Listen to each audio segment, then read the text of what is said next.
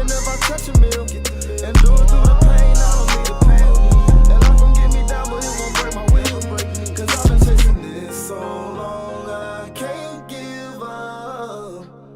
I won't give in, been through too much.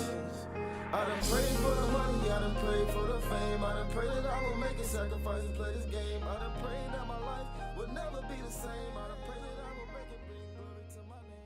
Ladies and gentlemen, before we get started, this podcast is brought to you by Final Form Supplements. Final Form Supplements is a supplement brand with honesty labeling. So the labeling in supplements is Wild Wild West. Sometimes labels aren't honest. They have things in there that's on in there. We don't have to worry about that with Final Form Supplements. We got everything you need from protein powder, creatine, skin care, soap for your skin, handcrafted soap, and we have all kinds of things. Go to finalformsubs.com, that's SUPPS, finalformsubs.com, use promo code COACHSTRIB, all caps, no space, get 10% off your order, and make sure you like, comment, subscribe on whichever video you're watching here at Ivy Talks Podcast Network, and enjoy the show. Ladies and gentlemen, welcome to another episode of Uncle Strib, and I have my homie, my good friend, my brother from another mother, Mr. Anthony Hines. Yee. So me and Yee, we go way back, a while, but before we get to that, I want to go to the beginning. So, but first, go ahead, introduce yourself, where you're from, and then I want to know, how was your upbringing? How was it when you were little Yee running around doing things as a kid? Yeah, so my name is Anthony Hines, from San Francisco, California, right? From the West Coast, from the Bay Area, and met Finis at University of Missouri, was a teammate of his. How did I get to Missouri? Crazy, right? Out of all places, people always ask me, why are you coming to Missouri, coming from California, right? Got a scholarship to play at Missouri, and my only SEC scholarship, so definitely highly touted from my end, and just took on the opportunity as well. So I don't know too much more to say right now, but I'm going to allow the questions to allow me to guide through my answers that I'm going to tell. So, all right. Childhood. What was the household like? You have strict parents, loose parents? When did you start playing sports from an early age? How was little Yee's, or how was Anthony Hines? How was that as a child? Yeah, Anthony Hines, little Yee. So I grew up in a family, 3 older brothers, 1 younger sister. We're pretty spaced out due to me and my little sister are part of my dad's second marriage, right? So it's a little bit of a gap. I would say my oldest 3 brothers was part of the first marriage, then me and my sister, right?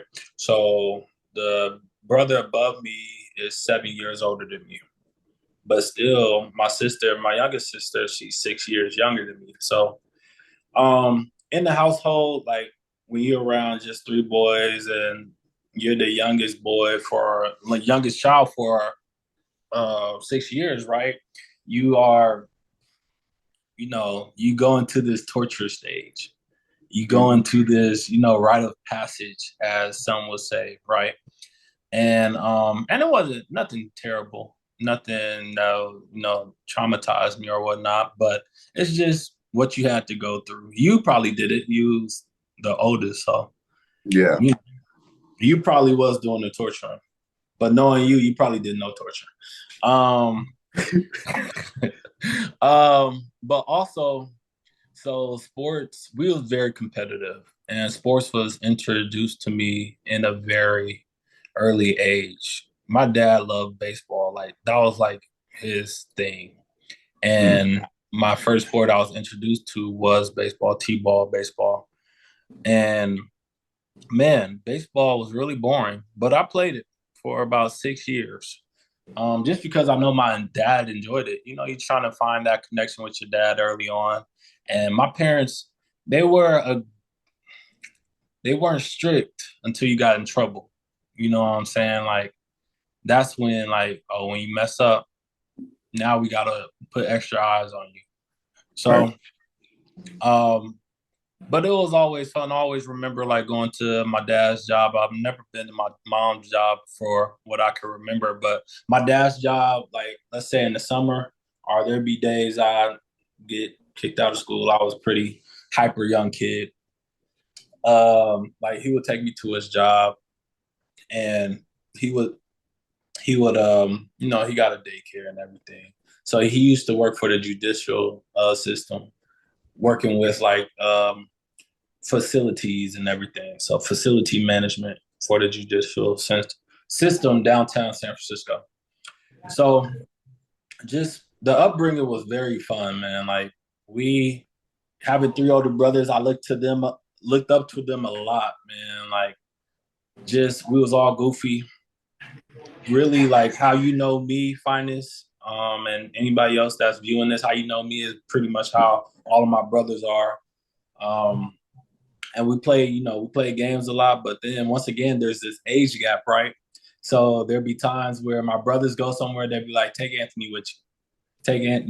I'm going to hang out with my friends, take Anthony with you. I'm going to the park, take Anthony with you. So in my eyes, it was the best thing ever.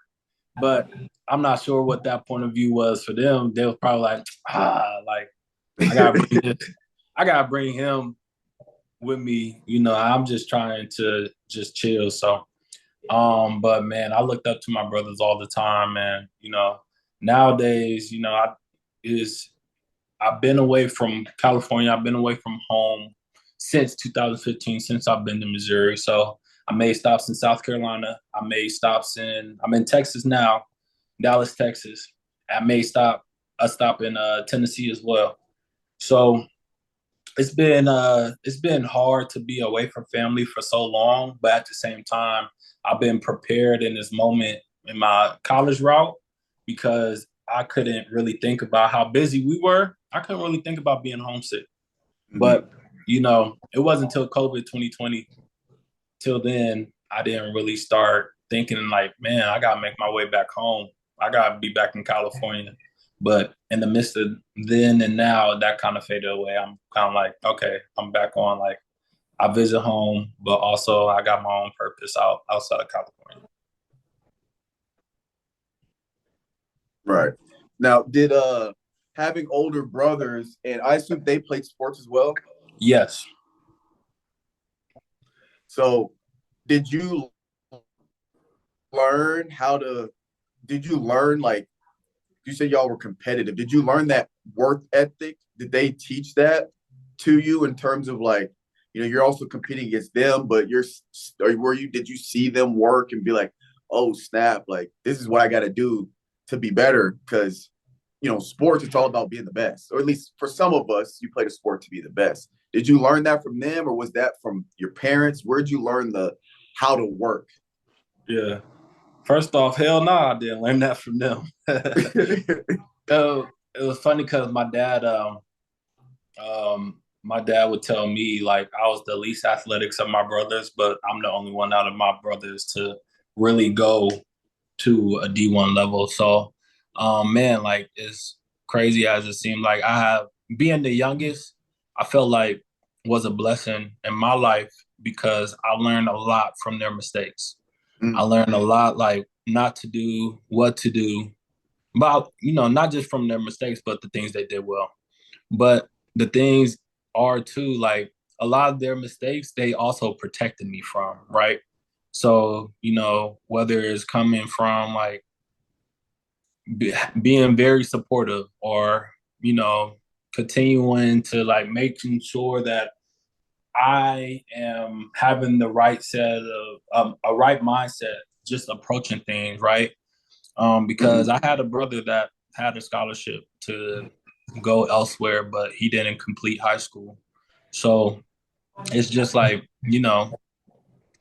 I had to really learn like, man, like I got to take advantage of every situation. So I would say my work ethic came when I went to junior college. So I went to junior college before I went to Missouri, right?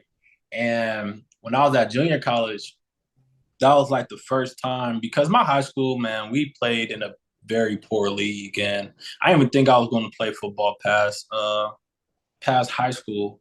But my high school coach, got me to go to a junior college. So I went there, and like I just seen talent all around, and I was kind of like, dang, like I feel like just this environment is going to make me a better football player. Right. But I had the size already. I had the length. My technique was trash, right? Technique was trash at the time. So I gray shirted, which is basically a red shirt on the JUCO level. I gray shirted that year. And I didn't shout out to Coach Amari Green down at College of San Mateo. I didn't realize I had to work hard until he told me, first off, like I'm gray shirting, but everybody kind of know like I'm next in line to start, right? It's kind of like those things where the upperclassmen, they're about to graduate, they're going to go to the next level, and you have some people that are just projected to start. I was one of those projected to start, but I was kind of complacent in a moment where that spring after I gray shirted, I was bullshitting. I was like just slacking off. I wasn't having, it's not like I was getting smoked or anything. I was doing fine, but I wasn't going above and beyond. And it wasn't until that moment, it was like, hey man, like you need to stop bullshitting out here. Coach Green used to tell me, man, like you're a freshman, yes, you're here at JUCO, but you're competing with guys that are at LSU right now, that are at Auburn, Alabama, right? That are playing at the level that you're playing in. So if you want to be on that level, you have to prepare like you're on that level already. And that just changed my whole perspective. And then I just proceed to have a phenomenal year after that. But yes, that's where I got my work ethic, is just from the junior college level, just being surrounded by talent where I feel like it's just next level talent for the first time in my life that I've been surrounded by. So like I was just forced to be better just being in that environment. But at the same time, just having a coach that kept me, he was very genuine and stern at the same time. Like he wasn't gonna give no bullshit to you. Like if you bullshitting, if you slacking off, he was gonna let you know. And if you doing well, he barely gonna let you know, but he's still gonna, he's not gonna let you get too comfortable. And that's where I fully appreciate that he did that in my life, because man, like it's just a lot of times, especially playing in sports, some people could feel like they're catered to, and he wasn't gonna let me get into that mindset. Some people get comfortable getting catered to, and he wasn't gonna let me get in that mindset. So with phenomenal segue, because that's exactly where I was headed. So now, and so when you gray shirt, do you still have the 2 years of eligibility, or is it just one? Yes, you have. So the difference between the gray shirt and a red shirt, gray shirt, you're taking about 6 hours of classes, so you're not technically a full-time student. So like your clock doesn't start. So if you're a red shirt, you still have to take the full course, academic course work. Right. Where when you gray shirt, you're not taking a full course load. So your academic calendar doesn't necessarily start in that setting. So So yeah, go ahead. I was just gonna say, as a gray shirt, you're doing everything as a red shirt would do. And for those that does not know what the difference are, what a gray shirt or a red shirt would do, you're practicing, you're going to all the meetings, you're going to all the things you have to prepare for, like you're in the game, you're doing scout team and all of that. But you're also, you can't play in the games. You can't play. And nowadays they changed it. You could play like up to 4 games. Mm-hmm. And if you make it, you could play a 5th game if you, make it to a bowl game or a CFP. But back then we couldn't play in any games. And but you had to prepare in that season just like you were going to play. And, additional workouts than the usual. Right. Gun club. Yes. What a time. So my follow-up question is, you gray shirted, and did you do 1 year or did you do 2 years before you ended up at Mizzou? Yeah. So I grade-shirted and I played the following year. I killed it. The thing right now, after my first year, Mizzou offered me, followed up by Fresno State, and then Indiana was interested. Nobody really knew who I was at the time. I mean, they still don't know who I am, but nobody really knew who I was, right? But at the same time, I'm preparing like I'm going to play for a second season. Mm. Then I figured out, wait, like I could, if I'm eligible, I could come out early and then play 3 years on the next level. So I'm like, yeah, if I could do that as an option, I'm going to do it. So I reached out to Mizzou at the time. Mizzou didn't have no scholarship left. So I'm like, cool, whatever. I'll just, prepare for the season coming up. In the midst of that, it was like June or July. We was doing one-on-ones, and I, deflected a pass, defended a pass. I just remember landing on my back, and I couldn't get up. I'm like, nothing's wrong with my upper body. I don't really feel nothing wrong with my lower body, but I couldn't get up. And what happened was I had something in my foot. I forgot what the specific details were, but I had a boot in my foot. So I'm in this situation right now. I'm torn because I don't know whether to, how to proceed. But this is all right. This is why I'm torn, because sometime within that week, I don't know if it was before that incident or after. It was after. Mizzou hit me up and was like, hey, we have a scholarship opened up. Would you like to come now? Because they already offered me the scholarship, things like that. So they was going to be pretty high on my list at that time. So in my mind, I'm like, damn, like I'm in a boot. And they don't know I'm in a boot, right? So, man, I'm conflicting. My mom going back and forth. Man, this is probably like an hour or so. I'm like, do I tell these people I'm in a boot, or do I just show up and they go see I'm in the boot, right? Kind of, if I'm there, cool. Like they can't take nothing away, but at the same time, like I didn't want to. I knew it wasn't good for me. And just for the situation, for me to go up there and now I'm in the boot and everybody's like, what the heck? And this is around the time of camp. Right. So just imagine, like, if you didn't already know this and you bring the guy in, he in the boot, like, just imagine how that would look. So I told the person that was recruiting me, it was Coach Henson. He was recruiting me. And Coach Henson, he was like, cool, like, thank you for letting me know. I'll get back to you. So basically what he was doing, he was trying to call around to the other JUCO guys to see if they was eligible to come out early, right? I think he contacted like Tyler Howe. I don't remember how I know this information after the fact, but like, checking up on Tyler Howe's status, and none of the guys that they wanted from JUCO was eligible to come out early. I was eligible to come out because I had, good grades coming out of high school. So they came back and they was like, okay, we're going to bring you on a visit, right? We're going to check your foot out. And if it pans out, then we're going to offer you a scholarship. Cool, right? I'm like, thank the Lord. Hopefully my foot is not, in too much. Right. I guess they was worried about a Lynch Frank injury, which somebody, I don't know who, but somebody had an injury and I guess he ended his career. But the crazy part, before that moment, Indiana reached out to me and, they was trying to do the same thing. Hey, can we get you down? Can we get you on a visit? And I told them I was in a boot. They was like, well, we'll see how you do this season and then we'll get back with you.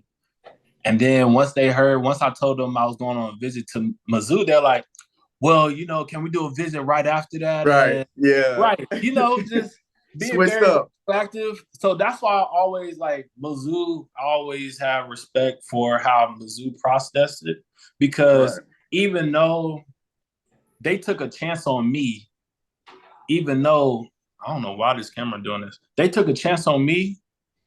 even though they knew it could have been a risk, right? And Right. they're like, let's at least check it out ourselves to see the Yeah. severity of it before we decide to bring them on. Which Indiana was like, well, Right. we're gonna wait.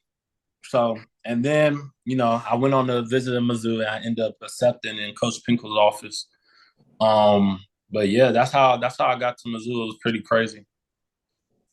Man, I didn't know it was that wild. I just remember that first day.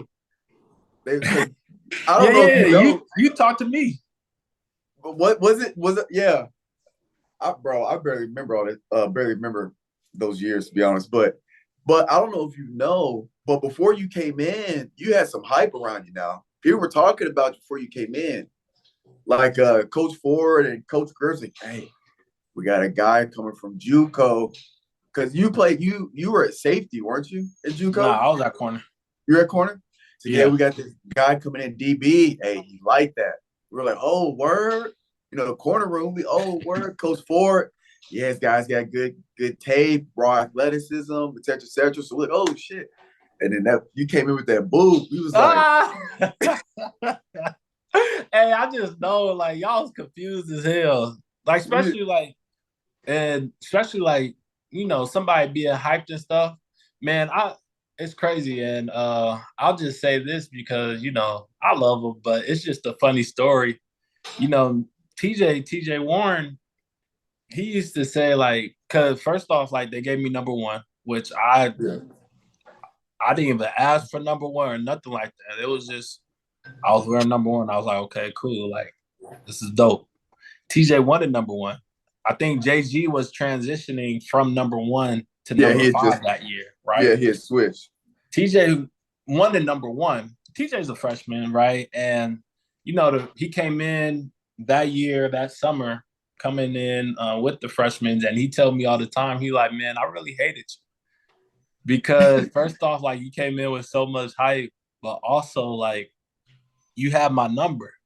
And I really wanted number one. But TJ, shoot, me and TJ best friends now, so yeah. And you can have more than one best friend, so. Oh yeah, that was a question somebody asked me, and I was like, "Can you?" Because I saw, yeah. I don't even know what my answer is because I could say yes to both. It depends on your definition of a best friend, but it's always determined by the person. Exactly. My answer is I don't think there's a wrong answer. Yeah. I think I think you have a best friend. Now in the wedding, I don't know. I think I'll have one best man though. But wouldn't that best man be all right? So let's pause the conversation. So there's two takes or there's two scenarios. There's two separate definitions of best friend, right? So if you're saying you can have more than one best friend, you're talking about your inner circle of your friends that are the best. Like you got friends and you got your best friends, like, EBG, right? Like you got your best friends. But the other argument is, okay, even if you have your best friends, there's still a ranking within those best friends. And that guy that's number one, that is your true best friend. He's the best friend. You know what I'm saying? I hear the point. I definitely do. So I was like, that makes sense. Yeah, but I like it, but at the same time, I'm going against it. Yeah, just because I feel like, okay, you have your best friends, and it's just you group them up. Yes, you could tier them of best friends. But at the same time, best friends could be plural. Yeah. So, like, you could have a best friend of the best friend, but you could have multiple best friends. Right. Okay, so you're at Mizzou, and we can sit here and have just a separate pod about just the experience of Mizzou as a whole. But what was your college experience like? What was your Mizzou experience like for you? Yeah, man, that's a great question. It was a balance of everything, man. If you want to feel, I felt every emotion at Mizzou. I felt joy. I felt pain. I felt anger. I felt depression. Like, I felt happiness. I felt love. Like, every emotion I felt there. I think when I first got there, I was very shell shocked, just from a point of like, man, being at a D1, right? This is awesome. Being at a SEC, this is awesome, right? I was very, man, I was willing to just put my head down and work. And after that year, it was, man, I kind of had the same like thought going into the next year, right? Because you had KD leaving, right? But then I'm not saying I thought I was going to be the next one. Obviously, as a competitor, like I'm like, Right. okay, Right. I want to take that spot. But you Right. still had Arion, you still had JG, you had yourself, you had Cheeto, TJ, Damo. Like you had people that was very capable of taking in that spot, right? But the difference between my experience at the JUCO and my experience at maybe it's no difference, but a difference is I didn't check myself in the moment. I got complacent. I didn't work hard to really be on the level of deserving to build in the confidence, to build in like to keep on harnessing on my skills. And I got comfortable. Like after that sophomore year, I got a little bit of playing time on the defensive side and I started smelling myself a little bit. And then like all the preparation and all the work that I did heading into going into Mizzou, I lost. I didn't have the same mindset. I got very complacent. So that's when, we went through a new coaching change. We had some coaches that were very interesting of how they, their coaching methods and everything. Yeah.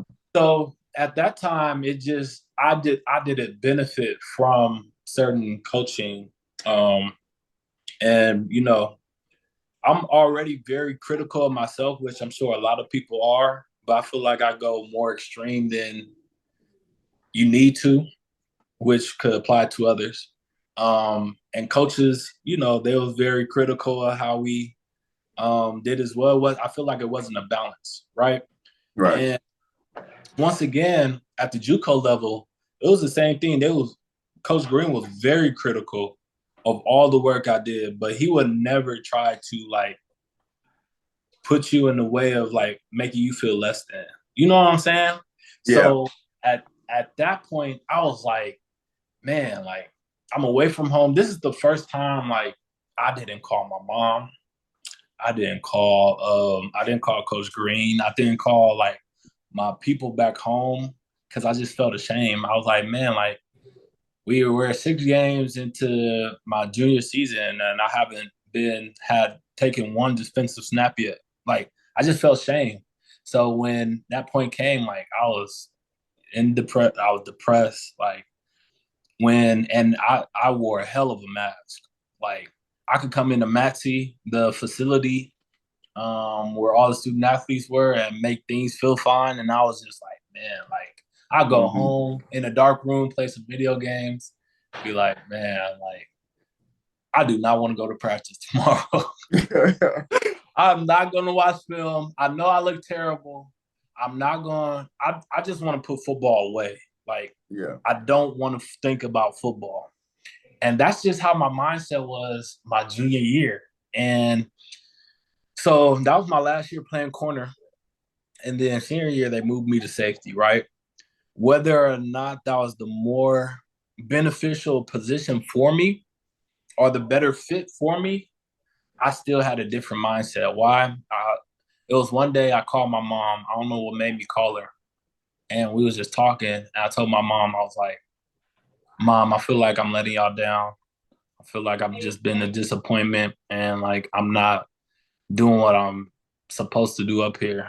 And my mom gave me the best words any mother can give and anybody can give.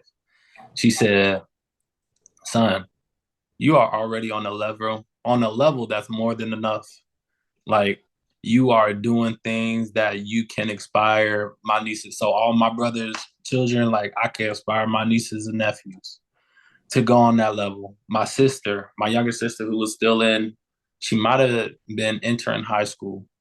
Mhm. And like at that point, I was like, wow, like I didn't get no sense of shame.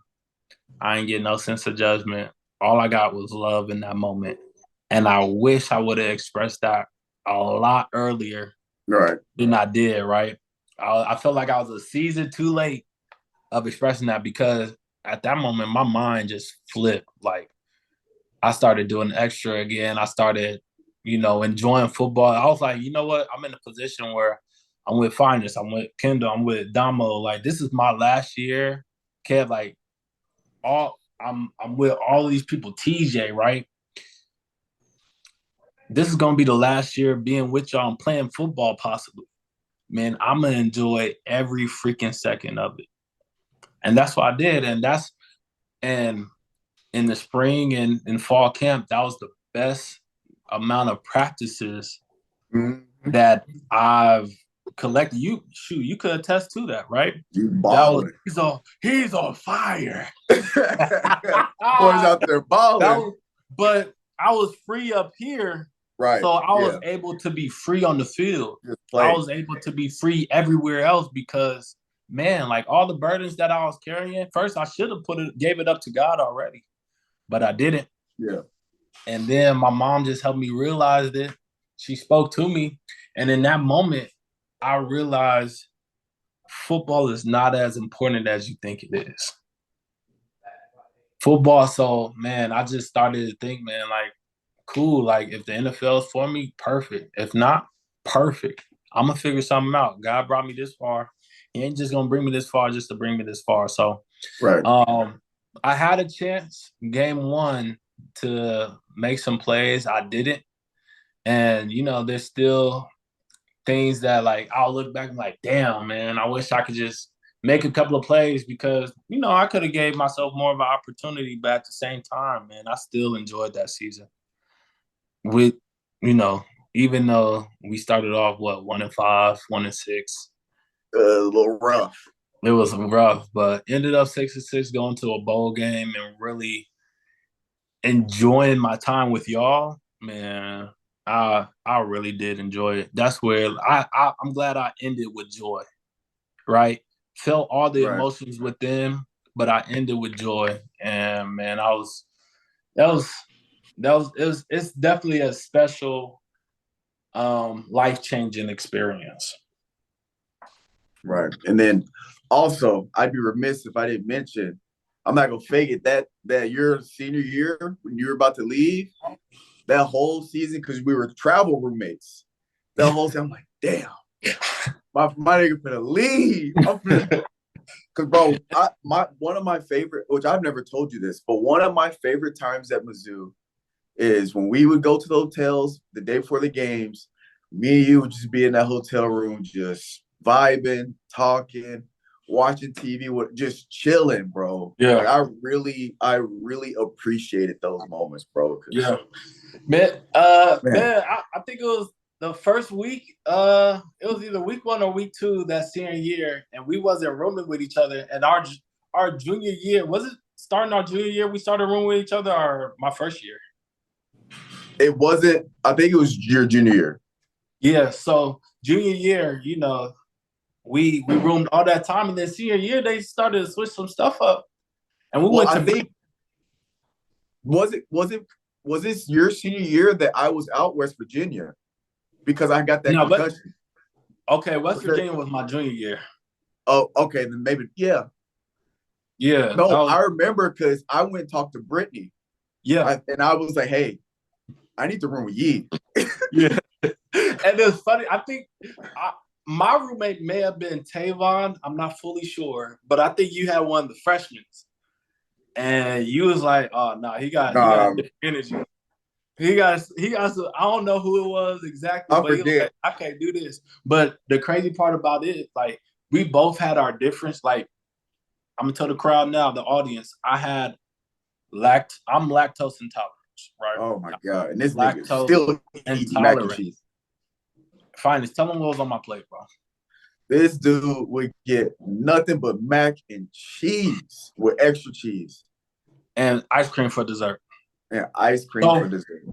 So Finest knew how he knew it was gonna he knew, hey, I already know. Bring your nose plugs.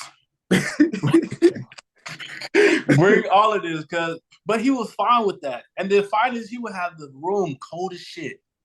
Like, I'm like, I like to be comfortable. And for him, comfortable was cold as shit. So we knew how to accommodate each other, right? Yeah. When you build that connection especially for a whole season, and then you got other roommates that's just doing other shit, it's like, yeah, hey, Brittany, get us back together. Yeah. I don't care what y'all have to do. Right. It was because, remember, they roomed by position. That's why I switched up, because you were in the safety room. Oh, okay. And I was still a corner. That's what I remember. That's what it was. That's why I was with Tavon. Tavon wasn't a safety. He was a Sam at the time. Well, I don't know. I don't remember. Yeah. Okay. Now, I kind of want to backtrack just a little bit to segue. So you talked about you called your mom and you had that kind of almost like this weight off your shoulders kind of moment with your mom. Do you think that being able to play so free and understanding, if the NFL's in the books for me, it'll happen. Do you think that helped you transition to life after college ball? Absolutely. Because like I said, football wasn't as important as I thought it was. And when I didn't have it figured out just yet, not in that moment. But I knew I needed to detach football as one of my most identities, possessions, right? Right. Like, yes, it's not who I am, is what I do. And it's a sport that I play, right? So identity, like you said. So when I detach that, it's just another part of me growing, but another bird of me like just freeing. So and it wasn't until, so talking about that, going into, so after our senior year, right? After our season, I was still at Mizzou for a semester because I walked graduation. I walked in December, but I still needed to do the internship course to fully officially graduate. So, like in my mind, and this is just how, I don't know if this is, I'm gonna just say it's my mind because it could be part of culture as well, but I ain't gonna blame it on the culture. In my mind, I'm like, give me the easiest thing. I'm just trying to graduate. For an intern, I'm thinking like, why do I need an internship? This shit is stupid, man. What's the point? So I did so I'm talking to Will Franklin at the time. He's our player development, player engagement, however you want to label that at the time, man. He used to be chilling. And I'm now working when I worked in player development at University of Tennessee, I know wholeheartedly like all the things, all the positions he was in, right? He was probably in some funky situations where no coach want to deal with some shit, so let's send Will Franklin to deal with it, right? So right. Let me not say he was just chilling. My perspective of him in there was just chilling. So right. I know Will Franklin was working hard, but to me at that time, not knowing shit, I'm thinking, oh, he's just chilling. Like, if I just come in and chill with Will this whole internship all semester, shoot, that's an easy A. So I guess whatever my program, my academic program, they said I couldn't just do it with football, right? I had to do it with something else, just the legitimacy, which was a great call, right? So I split it up. I did half football recruiting in the recruiting department, but the other half I did was student athlete development, right? Mizzou made. Man, it came to a point where I was seeing all the stuff that Mizzou made was doing. And granted, these are like professional leadership, career development sessions that none of the student athletes want to go to, mainly because it'll be after a practice. It'll be in the evening when we could go home. So a lot of the times we didn't take these sessions serious, right? And I seen the intentionality that they had behind the scenes and how much it would help student athletes just get exposed to different things outside of their sport.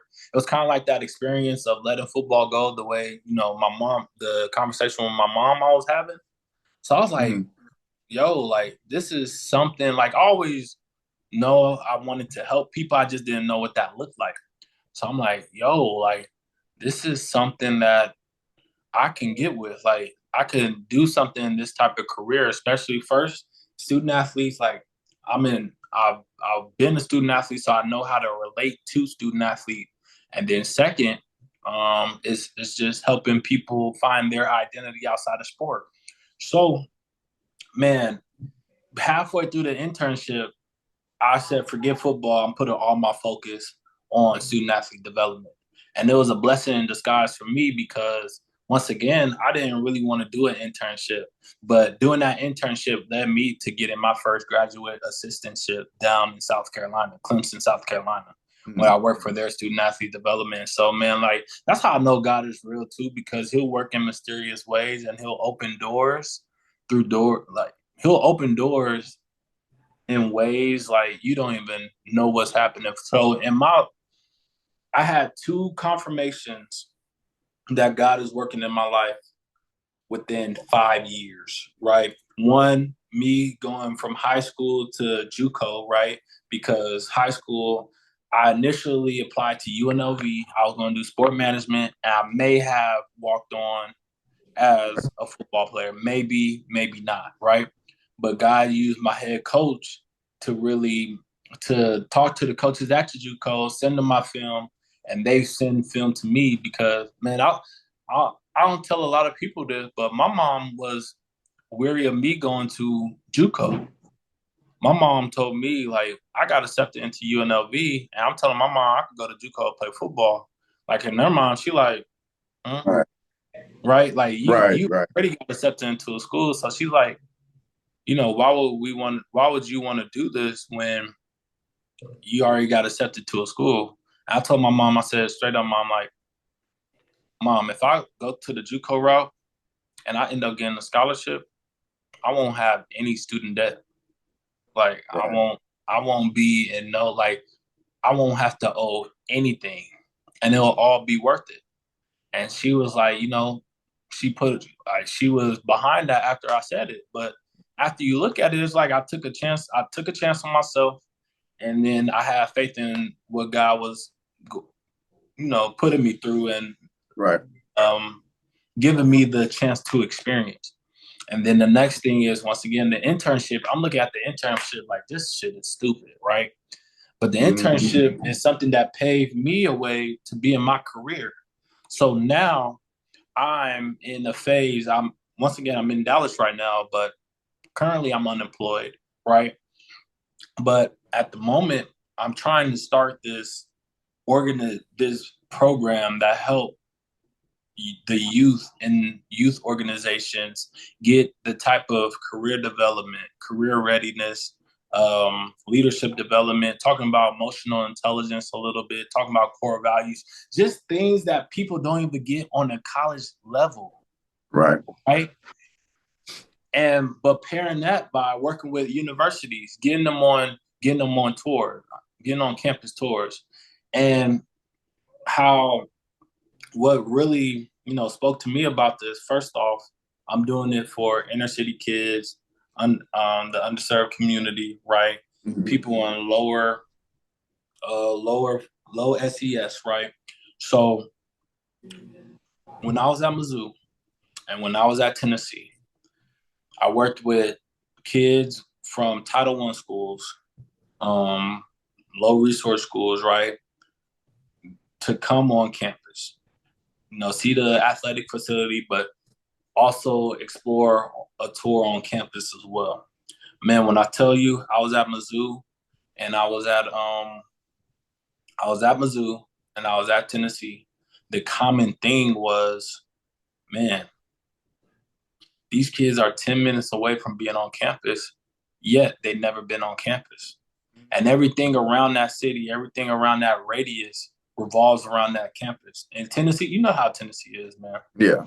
They bleed orange. They love the volunteers so damn much. Mm-hmm. I've never seen that type of passion ever in my life. And like these kids always, and I'll go to the local boys and girls club. These kids will always talk about, oh, like you work for Tennessee, you work for the football team, you work for the football team. Like that's all they want to talk about. Right. Yet these kids, you a 10-minute drive away from campus and you never been. You 13 years old. Like you haven't even been for a game, which games are expensive, but at least go on the campus. Right. My first time being introduced to a campus, my mom works at Stanford. She works in the financial administration. And she brought me on Stanford's campus. And I wanted to go to Stanford. Not because Stanford was a prestigious college, not because Stanford is one of the best, but because my mom put me on the campus, brought me on the campus, and I seen how beautiful the campus was. Right. Dominic Nelson, he just told me his dad, the inspiration of his dad going to college was tagging along on the college visit of his cousin. His cousin was going on a college visit. And he just tagged along, and that inspired him to go to college. Just the exposure of getting these youth to go and just see the college, give them a new inspiration of just higher education, like a new perspective of it. And man, that's why, like, that's just something I'm passionate about because, man, you go to these colleges, man. I've been in so many lecture halls, and I know you've been in so many lecture halls. Yeah. Especially in the field that you're in, where you just don't see a lot of people like us. At all. You don't see a lot of people like us. Yes, we'll have a small community. We have Black Mizzou, yes, but we need more. Mm-hmm. We need a lot more. And, man, we just need more representation. And, you know, the kids don't know no better. And sometimes you know better when it's too late. So, right. You know, I just want to have people, to give people a chance, to give people some type of inspiration, things like that, because that's just, you know, me and you both know, like, just education in general is important. Yeah. And I'm not saying these kids got to go to college or anything, but at least think about it. Yeah, that's an option. Definitely as an option. Know that you are capable of it. Know that you are within reach. Right. Right. So that's go ahead. I was gonna say that was great. You actually covered my next two topics. Because I was gonna ask what's your why, and it seems like giving back, getting exposure to the youngins or to the young group is your why for what you're doing. So. Just because we're getting close to the time cap, I just want to end it with, I want you to give, and I do this for all my guests, I want you to give 3 pieces of advice, 3 nuggets of knowledge you'd like to give to anybody watching or listening. And it could be anything from, what you're doing in terms of as advices for the youth with exposure education, or just things that are prevalent in your life or things that you've been told that you've really taken and held on to. Yeah. I think one thing for me, once again, I'll probably just use all of my things of advice just within my stories that I've shared. I think one, just let go of whatever that identity that you have that you just actually do is not your identity. Like, figure out everything that revolves around you. You are not just your job. You are not, Finis is not just this podcast. I'm not just somebody that just works around sports, right? We're all bigger than that. How, your core values, your mindset, everything that you are able to go just in how you can go in your day-to-day life. That's just what you are. That's your identity. So just remember that. That's one.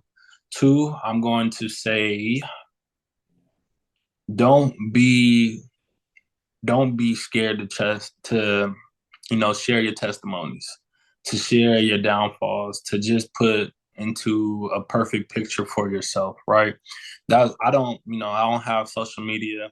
The only social media I do have is Facebook, and I sign on that maybe once every 2 weeks.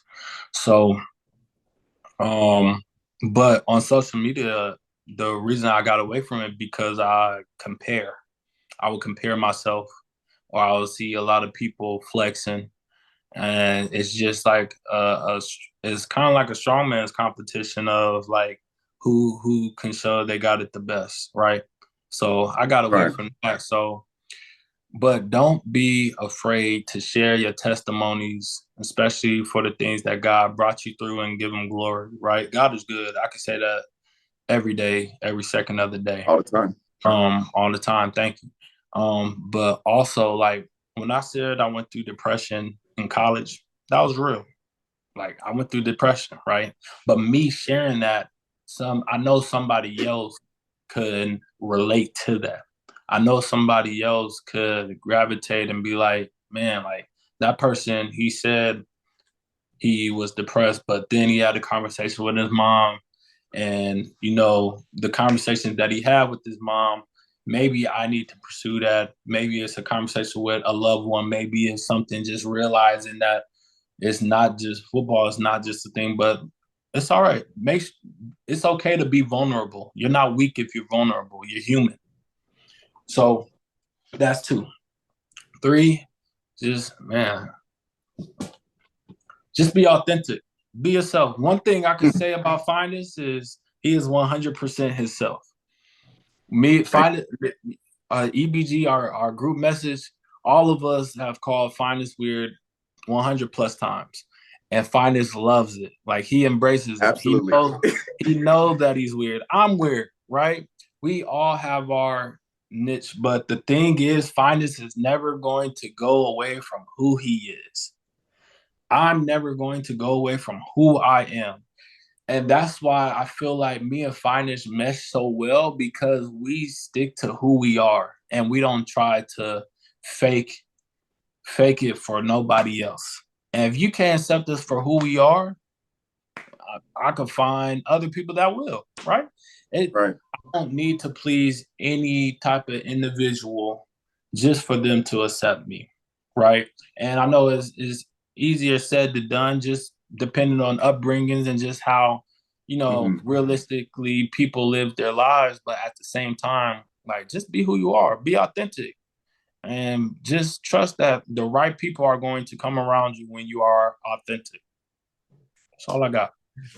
Man, couldn't have said it better myself. I appreciate you for the encouraging words. I appreciate you for taking time out of your day to hop on the pod. And also, if you need help, or if there's anything I can do to help with the outreach for the kids, I'm actually also working on doing some outreach with underrepresented communities out here. Dallas not that far of a drive. If I can come in, give a talk or whatever it is, let me know, man. I'm definitely down to do that for you, man. No, absolutely. We'll talk offline and figure some things out, and then who knows? Maybe I'll have something up. Maybe you'll have something up. Maybe we'll both have something up, collab, get it on the podcast, start, doing things that God see us doing, and then, hey, boom, go from there. Yes, sir. Ladies and gentlemen, Anthony Hines, I appreciate you, Brody. Yes, sir. All right, bro. Love you, bro. Love you too. Outies. Peace. I'm gonna chase my